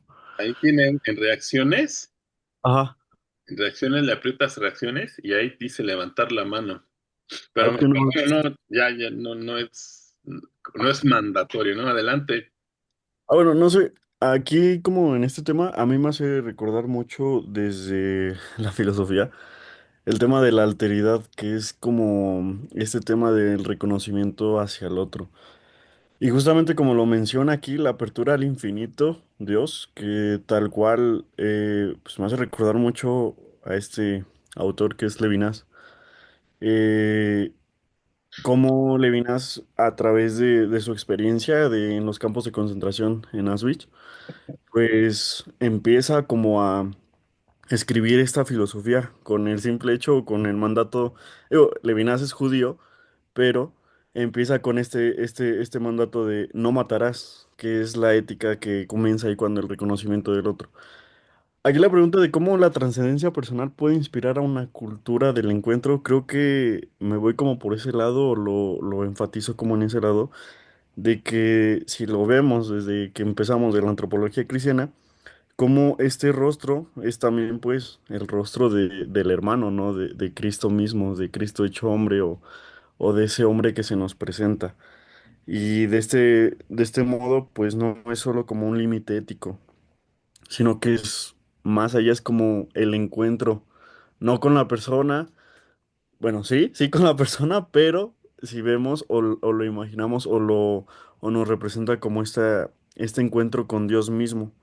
Y pues de ahí a lo que vamos es pues es el principio de justicia, de solidaridad y sobre todo esta ética que va a inspirar no solo a la parte humana, sino que va a mover a grupos sociales, que va a mover como esta dignidad de cada persona y que va a inspirar como este encuentro más solidario. Y lo pensé así porque justamente Levinas así lo menciona en sus escritos. El infinito para él pues es lo que trasciende, lo más allá que es para él el mismo Dios. Y así tal cual en su lenguaje lo pone, pues. No sé, a mí me hace pensar como me mueve toda esta parte. Ok. Ese señor Levinas, ¿cuándo falleció? El otro día lo estaba viendo, pero ya se me olvidó. No, no recuerdo, pero sí ya tiene, ya tiene rato. Ya tiene... Sí, porque él estuvo ahí, ¿no? En los campos, pero sí ha influido, ¿no? Sí, Tiene una filosofía, pues, digamos que es que el espíritu sopla donde quiere, ¿no? No es el único del que se puede aprender. ¿De quién están hablando, perdón? De un filósofo judío que vivió en campos de concentración. ¿Cuál es su nombre de pila? es Manuel Levinas, así tal cual. Era francés, ¿no? Es ajá, pues lituano. Lituano. Ajá, Ajá. lituano. Luego creo que vivió en Francia, algo así, ¿no? Ah, tiene un trayecto bien extraño. Entonces, pues sí, llega a los campos de concentración y pues ahí empieza con toda su filosofía. Él no es el único que de los horrores nazis empieza a hacer una reflexión acerca de la dignidad, ¿no? ¿Cómo es posible que haya personas que no consideran a los demás seres humanos, ¿no? En una situación extrema. Sí, Seguimos. pues, también está este otro hombre, ahorita se me escapa su nombre, el que escribió, bueno, Víctor el que Frankl, ¿no? escribe el hombre, ¿No es Víctor el Frankl? hombre, Víctor Frankl, y que termina además desarrollando la escuela de psicología de la logoterapia, que es una especie de estudio del hombre, pero desde el punto de vista de la salud psicológica, ¿no? Y él narra que entra al campo de concentración con tres grandes propósitos. El primero, sobrevivir. El segundo, aprender algo todos los días. Y el tercero, ayudar a alguien. Entonces, con esos tres elementos él encuentra un sentido para trascender precisamente esa situación tan dramática y tan adversa. Y no solamente sale vivo, ¿no? Sino que sale con la teoría de la logoterapia y todo su planteamiento del hombre, del sentido de la vida, ¿no? Que es, hay una frase, ahorita no me acuerdo de quién es, que dice que quien pierde el sentido de la existencia pierde más que la existencia misma. Sí, este Víctor Frank luego aquí en México tuvo varios, no sé cómo llamarle, allegados, discípulos, ¿no? Uno de ellos ¿Sí? fue este señor Canseco, que es Gerardo Canseco. Gerardo Canseco, Rema Godoy también por ahí. Y hay otro señor que hizo una escuela de excelencia, y ¿cómo se llama? Se me olvida, era muy buen orador y con ideas muy interesantes, muy claras. ¿Y el Conejo? Cornejo. Ellos como que se alimentaron de estas ideas de Víctor Frankl, ¿no? Ajá. Cornejo ofrece estudios de, tiene una escuela de alta dirección, algo así, pero con un sentido humanista completamente, ¿no? Creo que era un buen hombre, ese cuate, muy bueno. Sí. Luego, Rocío, adelante. Gracias, maestro. Bueno, también lo que yo quería comentar es que en esta pregunta de, mm, de la apertura, pues, que tenemos nosotros los laicos para promover o provocar esta cultura del encuentro, yo recordé esta enseñanza del Papa Francisco. Bueno, ya ve que todos los días en Santa Marta, en sus homilías, también nos daba bastantes enseñanzas interesantes y recordaba esta que decía que la evangelización no se hace desde el sillón, ¿no? Y hablaba de estas tres acciones muy concretas que era levántate, acércate y parte de la situación. Entonces creo que también eso, aunque son pues como tres frases muy cortitas, nos daba como un programa pues muy fácil de seguir para cualquier laico, ¿no? Para cualquier cristiano. Si veíamos a alguien que necesitaba pues no sé, de algo, sobre todo del encuentro con Dios, levantarnos, estar siempre dispuestos, pues, a buscar al otro, acercarnos y partir de la situación para presentarle a Jesucristo. A ver, otra vez, ¿cómo era? Levántate, ¿qué más? Levántate, acércate y parte de la situación. Y bueno, se inspiró el Papa en este pasaje de la Escritura donde está el apóstol Felipe, que el Espíritu Santo lo lleva, ¿no? Dice, lo toma y lo transporta a un camino donde va un etíope y está leyendo una escritura, un pasaje, pero no entiende qué es el pasaje, a quién se refiere y el Espíritu Santo le dice, explícale lo que está leyendo y a partir de ahí pues lo va llevando a conocer bueno, a darle el querigma, básicamente, a conocer a nuestro Señor e incluso pues lo bautiza, ¿no? Así es. Y luego se lo lleva a otro lado a seguir chambeando. Sí, luego lo vuelve a arrebatar y se lo lleva a otro lado. Así digo, del Papa Francisco, lo interesante de él en relación a nosotros, los mexicanos y latinoamericanos, es que nos hablaba, ¿cómo les diré? Como padrecito de parroquia, o sea, tremendamente cercano. Nos hablaba como un padrecito de la esquina, porque vivió una realidad muy similar a la nuestra. Entonces es algo que hay que aprovechar mucho con él. Eso se aprovecha mucho. Un hombre muy sabio que nos hablaba desde nuestra realidad. Y eso ocasionó, y a mí por eso me gusta mucho hablar de él y promocionar su lectura y que sea entendido, porque desde otras realidades diferentes no se comprende bien, ¿no? De hecho, hay un sacerdote, él es gringo, del Opus Dei, se llama Martin Schlag, no sé si lo han leído o escuchado. Tiene dos libros, uno se llama Contra la idolatría del dinero, que habla acerca del pensamiento económico, social y del trabajo del Papa Francisco, y otro que se llama Cómo poner a dieta al caníbal, que ahí hace una mezcla muy interesante, muy padre de Benedicto XVI y Francisco, pero de Francisco ahí nos explica lo que es el sentido de la pobreza y vale muchísimo la pena porque él nos hace ver cosas, o sea, es como, ¿se acuerdan cuando estaba Fox y luego salieron los peluches estos, los muñequitos que decían lo que el presidente quiso decir? ¿Se acuerdan? Esos muñequitos. Eso hace el padre Laj, lo que el Papa quiso decir, que para nosotros casi no hace falta filtro, pero lo escribió para los gringos, para los europeos, porque no entendían. O sea, siguen mucho sin entender al Papa Francisco, de veras es maravilloso, ¿no?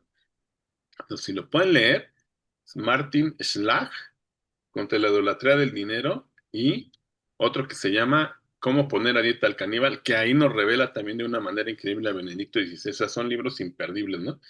Y ese mismo padre tiene otro que se llama, es un como compendio de doctrina social, el padre Schlag. Y ¿cómo les diré? Para nosotros, cuando uno lee al Papa Francisco y lee lo que dice, nos queda claro, ¿no? Pero él todavía no lo deja más claro, pero se lo deja claro a las personas a las que les habla desde otro concepto cultural. Entonces es muy interesante y nos ayuda a que podamos hablar con los demás acerca de lo que él quería decir, ¿no? Luego, seguimos. Diálogo interreligioso y ecuménico. La doctrina social se presenta también a otras religiones, iglesias y personas de buena voluntad. Aspira a la cooperación para defender la dignidad humana. La Iglesia invita a los creyentes de otras religiones al diálogo, a promover la justicia y la paz. Eso es en el DOCAT. Temas actuales, por ejemplo, el pluralismo sin relativismo. Es muy difícil, ¿no?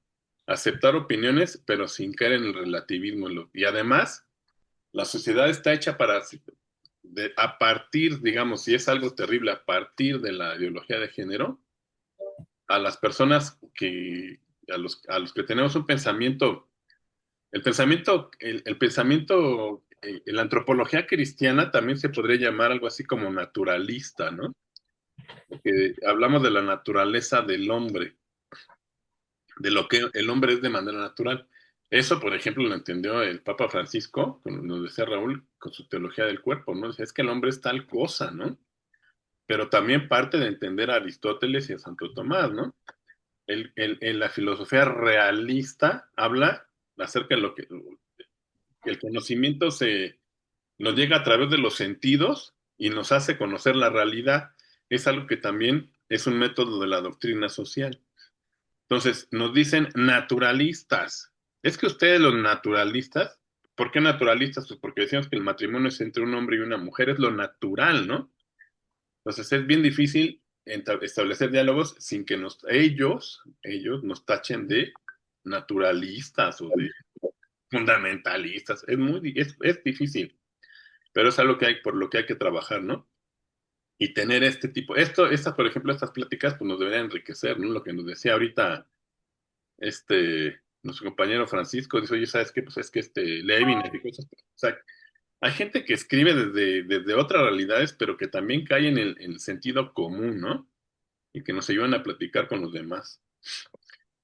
Otro tema actual que es la cultura del encuentro. De veras, que gracias a Dios, afortunadamente, nos tocó el Papa Francisco en la pandemia y que tanto insistió en salir, ¿no? O sea, no quedarnos.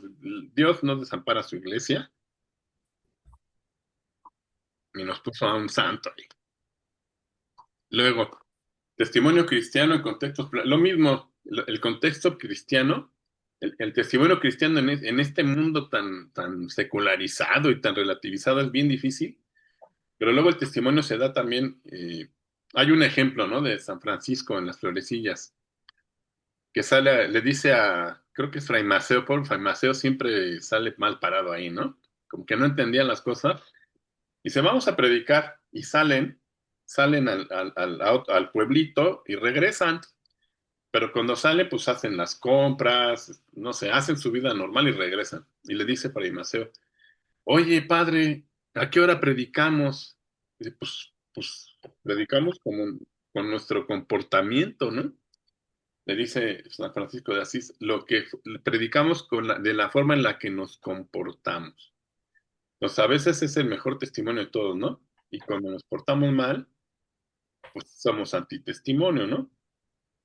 Simplemente, no sé si les pasa, a mí me pasa mucho a la hora de ir manejando y, híjole, hay que hacer, no hay que ver al otro como un coche. O sea, no es un coche, es una persona que va manejando, ¿no? Y al peatón, vamos, o sea, hay gente, yo luego trato de no ser un mal conductor y no echarle el carro al peatón, o sea, es increíble cómo no consideramos a las personas como cosas, ¿no? Quítate que llevo prisa, ¿sí me explico? O sea, dar testimonio en todo lo que hacemos, salir a ir de compras, al tratar a nuestros compañeros, digo, a mí eso luego me cuesta mucho trabajo, pero hay que hacerlo, ¿no? Luego, para reflexionar. Bueno, ¿tiene alguna pregunta de esto? Pregunta. Bueno, para reflexionar, ¿son los encuentros de Asís un modelo práctico de diálogo interreligioso? Por ejemplo, ¿no? ¿Los conocen? Dejé de compartirlo, ¿no?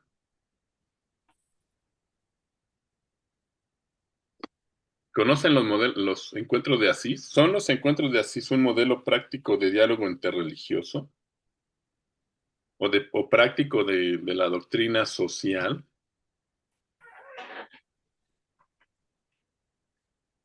¿Sí los conocen, los han visto?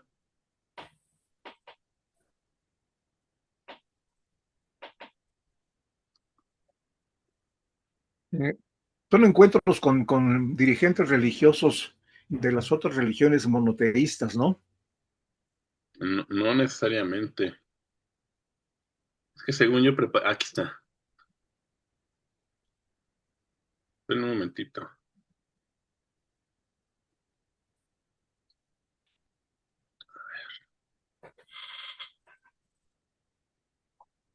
Espérame. A ver,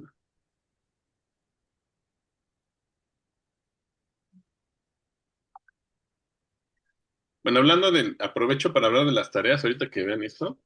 La, las, ya vieron que hay que hacer un montón de,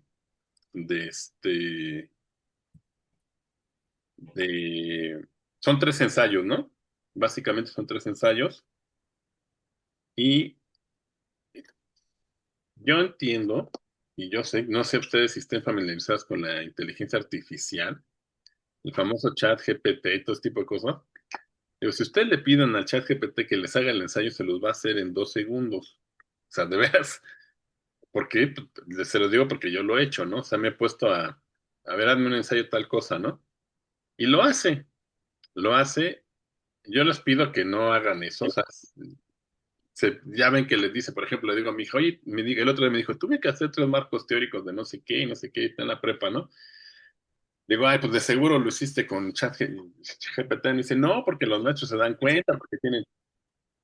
No se trata de que el maestro se dé cuenta o no se dé cuenta, ¿no? Simplemente la idea es que vas a la escuela para aprender. Entonces, sí se puede, yo por ejemplo, les iba a decir, es muy útil, la inteligencia artificial es muy útil. Ahorita, por ejemplo, todas las presentaciones de la semana pasada las hice yo. Me tardé, híjole, en cada una semana, ¿no?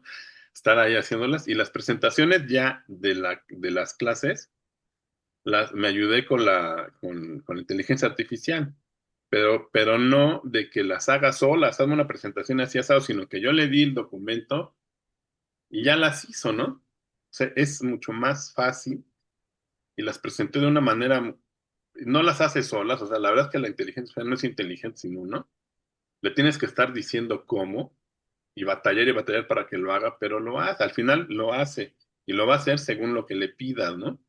Lo interesante es la instrucción. Entonces, pero si tú no sabes lo que le estás pidiendo, si no lo has estudiado, te va a dar una cosa que no tiene relación. Pues es que se equivoca. Pues es que se lo pediste mal, ¿no? Entonces, tienen que saber. No le estoy diciendo, no los, espero que no se entienda mal y no los estoy alentando a que lo hagan con ChatGPT, ¿no? Sino que lo hagan ustedes, pero obviamente sí hay, ¿cómo les diré? Yo les pediría que lo hagan ustedes. Y además, por lo que les dije, no es porque yo vaya a poner ahí una cosa ahí para, sí, lo hizo el 90% con inteligencia. No se trata de eso, sino de que pues vienen a estudiar, ¿no? Que hagan, ejerciten su capacidad de reflexión y aprendan, por favor. Finalmente sí es claro cuando alguien lo hace con el semestre pasado una persona me entregó un trabajo, me di cuenta inmediatamente, pero pues para eso he estado yo pide y pide, oye, hazme uno de estos, hazme uno de estos, hazme el otro", y ya te das cuenta cómo los estructura, cómo los cita y cómo pone las citas. Es bastante fácil darse cuenta, ¿no? Pero yo se lo acepté porque el cuate lo utilizó para estudiar.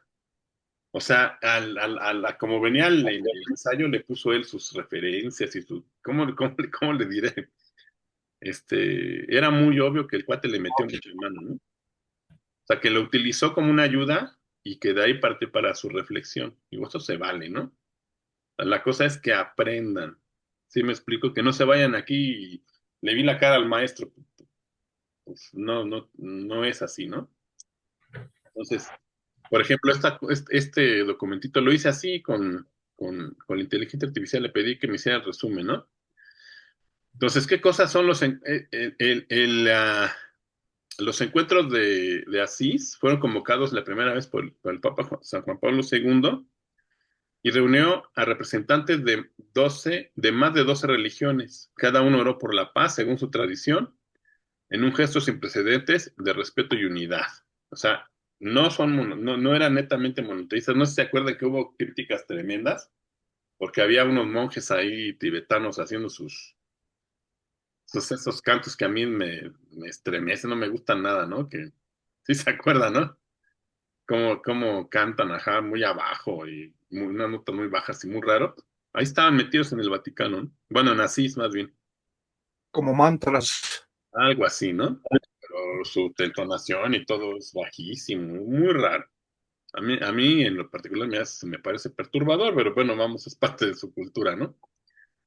Encuentro por la paz de en los Balcanes, ese fue en el 93. Se reafirmó el compromiso de las religiones con la paz y la reconciliación. En el 2002, viendo el encuentro tras el 11 de septiembre de las Torres Gemelas, se pidió contra el terrorismo y la violencia religiosa. Participaron 200 líderes religiosos, incluso hubo musulmanes.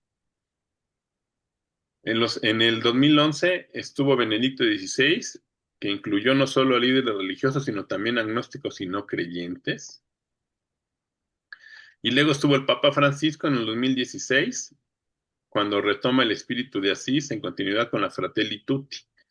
Aquí dice, la paz exige un diálogo perseverante, paciente, fuerte y valiente. Y después de ahí hubo diferentes encuentros que hizo el Papa Francisco. Ya fue afectado por la pandemia, entonces él hizo varias cosas de manera digital. Incluso tuvo aparte de lo de Asís, tuvo una iniciativa de economía, la que le llamaban Economía de Francisco, que fue para promover, perdón, alternativas económicas con un sentido social. Llevó a cabo en Asís, pero ahora sí que se le cebó, ¿no? Con la pandemia y tuvieron que ser algunas, han sido virtuales. Entonces, esto es lo que, digamos que es esto, ¿no? Los encuentros de Asís. La pregunta es, eso es parte de lo que nos propone la doctrina social. Hacer un diálogo, y es lo que estamos hablando en esta lámina, ¿no? De la última lámina. Estamos en un mundo, yo no sé cómo llamarle, hiperconectado, tremendamente relacionado, en el que oímos, escuchamos de todo, y tenemos que encontrar la manera de dialogar. Incluso, como le hizo aquí Benedicto XVI, con los que no creen. ¿Sí me explico? Y encontrar puntos de acuerdo. No sé qué les parezca esto.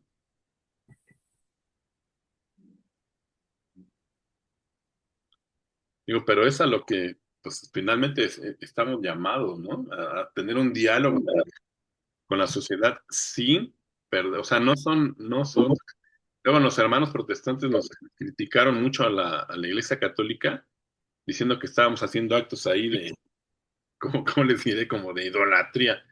No es, no es perder la identidad, no es hacer sincretismo religioso, sino la búsqueda de un diálogo, de encuentro.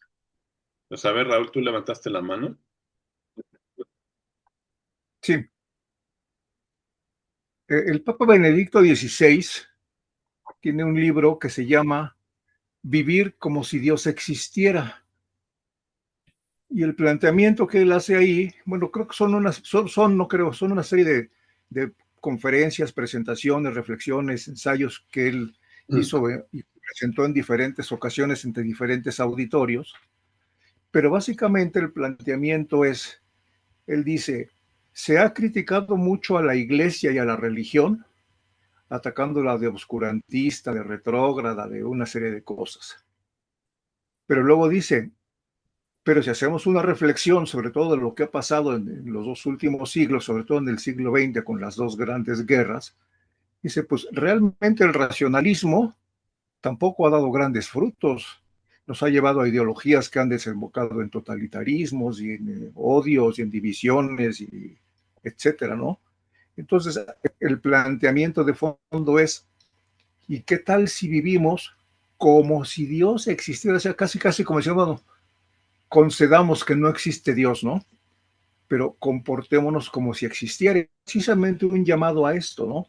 O sea, si respetamos aquello que Luis llamaba el Tao, que era una especie como de extracto de los valores irrenunciables extraídos de las principales religiones, pues entonces tendríamos un modo de comportarnos, que es la propuesta que hace Benedicto XVI, ¿no?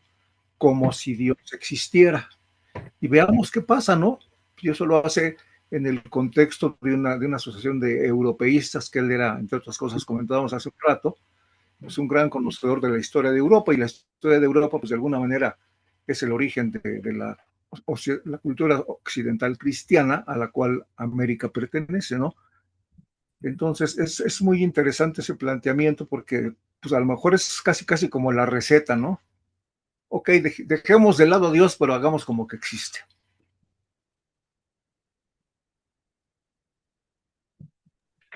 Hay diferentes propuestas, ¿no? Esa es una muy interesante. El mismo Benedicto XVI, no sé si sepan que se tuvo pues uno diría la puntada, ¿no?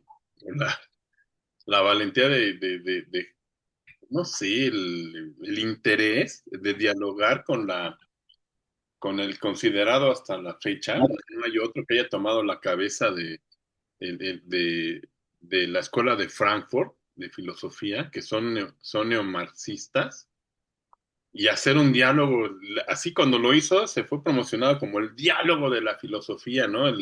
Los dos más grandes, fíjense, considerando a Benedicto, todavía no era papa, era cardenal, como los dos más grandes filósofos del mundo en un diálogo en las alturas para ver cuestiones de interés mundial, que fue otro tipazo, que es Jürgen Habermas, y se pusieron a platicar, y están invitados los diálogos y lo que platicaron, ¿no? O sea, ese diálogo es en la al que se nos invita, ¿no? Digo, ellos están yo creo que se pone uno ahí y dice, pues yo hago el ridículo, ¿no? Si me quiero poner a hablar aquí frente de los dos, ¿no? Pero ese diálogo en donde estemos, ¿no? A buscar puntos de reconciliación a veces, cuando hay heridas, de conciliación en casos de acuerdos, de seguir adelante con las cuestiones, por ejemplo, que más nos interesan y que todo el mundo el derecho el respeto a la vida, a la familia, la libre empresa, ese tipo de cosas, ¿no? Y obviamente, si hay oportunidad, pues siempre dejar la semilla de la doctrina, ¿no? Meter ahí, pues es que mira, porque luego la gente opina y dice cosas que no sabe, ¿no? Y la verdad que cuando uno empieza a estudiar y a leer cuestiones magisteriales de la doctrina social, dice, ay, ¿a poco son comunistas, no? O sea, de veras, entendiéndolo y siendo medio torpes al principio, ¿no? Es órale. O sea, esto que dicen ellos es muy retador, ¿no? Pero la gente no lo conoce ni sabe. O sea, dar a conocer y llegar con esos elementos, ¿no? Es parte de la naturaleza de la doctrina social, de dialogar. ¿Sí me explico? Y en eso, por ejemplo, Benedicto XVI fue un especialista, ¿no? Tiene otro diálogo para ahí que fue medio desafortunado por parte del otro interlocutor, creo que es Derrida, no sé si tú sepas, este, Francisco, pero el cuate al final acabó desarmado por Benito XVI e incluso acabó con ofensas y cosas por el estilo, ¿no? Pero sí, Benedicto XVI hizo este tipo de acciones de atreverse a dialogar y hacerlo de una manera muy brillante, ¿no? Pero nosotros estamos llamados a hacer eso a lo mejor aquí pues en nuestro medio, con los vecinos, si damos clases con los alumnos, en la parroquia. Increíblemente, cuando uno empieza a hablar en la parroquia, hay gente que tiene unas ideas completamente contrarias a lo que la iglesia piensa, ¿eh? Pues, ¿sabes qué? Pues hacer un diálogo y acercarlos lo más posible a la verdad, ¿no? No sé si tengan algún comentario,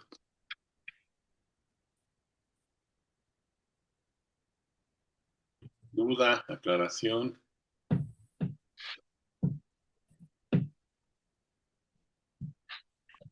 No, ¿no? hay que ponerse a leer.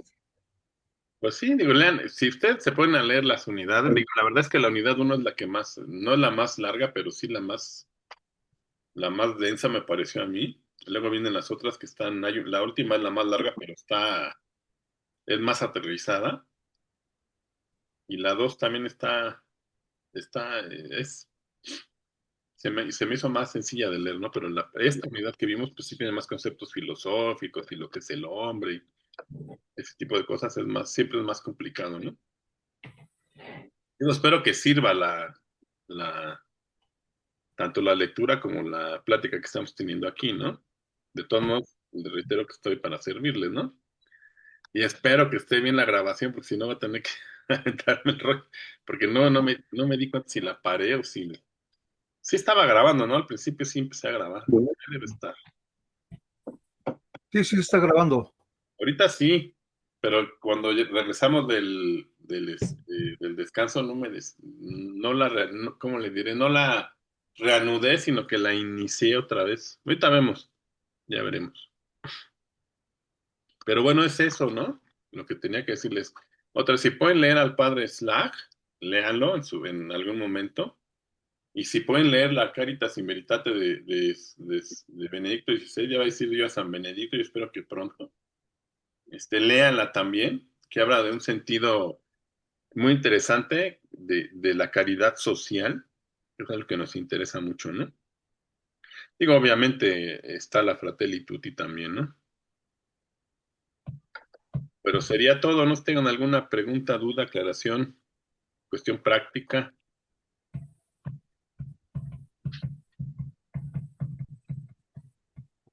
Bueno, hay un documento, una de las encíclicas también precisamente del Papa Francisco, creo que fue la primera, ¿no? La de Laudato Si, que generó toda una reacción en cadena en todo el mundo desde diferentes ámbitos y aproximaciones. Pero una de las cosas que a mí me llamó la atención es que toda la introducción que hace en esta encíclica, hablando y describiendo la crisis en la que está viviendo el planeta, en torno a la manera como estamos comportándonos con una ansia de consumir y de fabricar, y dice que estamos destruyendo el planeta. Pero también, a final de cuentas, termina diciendo el Papa, no hay verdadera ecología que no pase por la persona humana. O sea, nosotros como seres también necesitamos una ecología, ¿no? Hoy en día le llaman detox, desintoxicarnos de muchas cosas, ¿no? Entonces, pero en esa encíclica, y yo creo que el Papa lo hizo con toda sabiduría, pensando que muy probablemente iba a haber en esos diferentes enfoques quien quisiera llevar agua para molinos no tan, de aguas no tan puras, ¿no?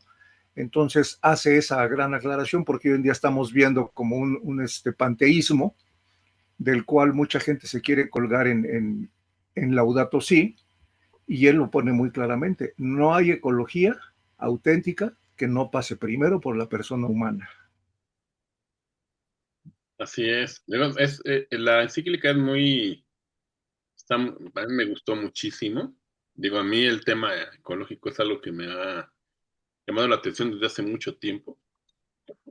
Y yo cuando dije, pues la voy a leer a ver qué dicen, y de veras que las críticas y los comentarios que salen luego en los medios no tienen nada que ver con lo que el Papa escribió. Y lo que dicen que dijo no tiene nada que ver con lo que realmente escribió. Y lo que dices tú, hace un planteamiento inicial, ¿no? Que es parte del método de la doctrina social, que es analizas la realidad. Es parte de una filosofía realista, de una antropología real. Pues está viendo lo que pasa en nuestro medio, lo que está sucediendo en el mundo, y luego busca soluciones, pero también establece claramente, como lo hace en casi casi ya como que traía las ideas, ¿no? Ligadas, como lo hace ahora en la cuestión de la bula del jubileo, pues que hay que tener un restablecimiento con la naturaleza, pero no de, como dices tú, no en un sentido de como el de ya que traía Schopenhauer y Baruch Spinoza, cosas por el estilo de panteísta, sino pues simplemente que estamos aquí para cuidar la gran creación de Dios, ¿no? Pues darle respeto, pero sobre todo respetarnos a nosotros y aprovechar esa belleza de la creación para rendirle culto a Dios, ¿no? No se sale para nada de la tradición católica y es una de las ventajas de nuestra religión es que llega uno y se para en hombros de gigante y luego de otro, de otro. Y sigue la tradición franciscana, no se va ni para un lado ni para otro, ¿no? O sea, lo hace inspirado por San Francisco. Es algo muy interesante, ¿no? De nuestra religión, que está estudiando uno ahorita, por ejemplo, estamos hablando no mencionamos para nada, pero en la unidad sí vienen Juan 23 y Pablo VI, que son gigantes en los que se suben los papas que siguen. En la Laudato Si es la encíclica en la que el Papa Francisco cita a más personas diferentes de él mismo. Es increíble cómo cita y cita y cita y cita, porque uno cree que es algo que inventó él. Bueno, muchos lo creen y así lo han dicho, ¿no? Y para nada, ¿no? Es algo que ya traía el magisterio. Entonces, sí, Así es. pero ciertamente sí tiene la sabiduría de prever que se puede que hay malintencionados y que la van a utilizar. Y deja claro, ¿no? Deja clara la doctrina católica en relación a la naturaleza. Y hace un aporte más, dice, sí, por ejemplo, si lee uno a los pontífices anteriores, dicen, sí, tenemos Dios nos pone en el jardín de la creación para servirnos de él. Y Francisco dice, sí, eso es verdad, pero, pero, pero tenemos que respetar a los demás, ¿no? O sea, nosotros somos los jardineros y los animalitos son nuestra responsabilidad. Y los árboles y los minerales y todo, ¿no? Y además, él empieza ya a tratar otro tema que ya habían tratado los otros papas, que es la responsabilidad que tenemos con los que siguen, ¿no? Que es generacional. Oye, pues, ¿qué les vas a entregar? Un basurero, ¿no? Pues no puede, es una falta tremenda a la caridad, ¿no? Así es. Pues no sé si Y tengan además, algo, perdón, un basurero radioactivo. de todo, Un último, si me permites, ¿sí? hablando de los que quieren llevar agua para su molino con otros enfoques, creo que fue en la última película que apareció de Jurassic Park.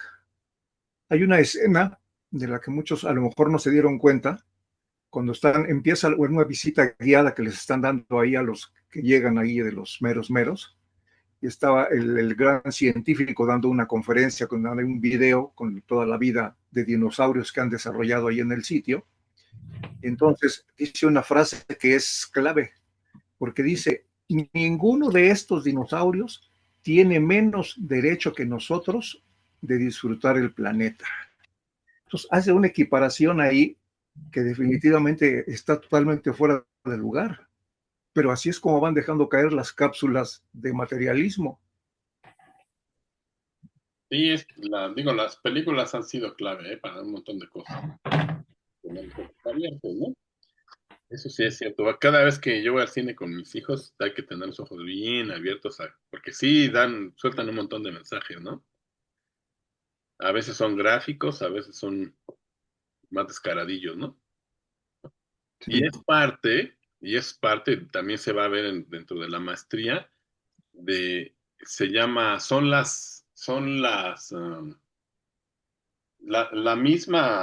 la misma Cristi Fidel y Laichi llama a los laicos a participar en el mundo, en todos lados, por ejemplo, en el mundo de la cultura, ¿no? Pues es lo que les decía en la clase pasada, por ejemplo, lo que Eduardo Verástegui, que hace películas con sentido cristiano, pues está haciendo doctrina social, está siguiendo el llamado de la doctrina, ¿no? O Mel Gibson, que se avienta a hacer con todas sus ideas y sus cuestiones mentales ahí, sus nubes mentales, cuando hace La Pasión y ese tipo de cosas también. O este muchacho Caviezel, no sé si vieron la película que se aventó ahora de que es un policía que rescata niños, que lucha contra el tráfico de infantes, ¿no? Estás aportando a la doctrina social, ¿no? Es un llamado a la doctrina social. O es parte de lo que van a ver en otras materias, ¿no? No sé si han ido, por ejemplo, algún día han ido a un concierto de Manuel y de Mijares, ¿no? Si esto ya fui, ¿qué hacen, Rocío? ¿Qué hacen en los conciertos, por ejemplo? Bueno, en la pandemia tuvimos la oportunidad de ver uno desde casa y la verdad es que primero pues nos hicieron sentir así como en familia, ¿no? Pero hubo un momento precisamente donde Manuel, así sin, digamos, sin tapujos, habló de su fe y claramente nos dijo, bueno, esta siguiente canción va dedicada y siempre que la canto me recuerda y se la dedico a Jesús, ¿no? Que fue el que enseña, o sea, que el que me enseñó a vivir como yo quiero vivir. Y ese como que fue el mensaje que a partir de ese momento en el concierto fue, fue como que el que privó, ¿no?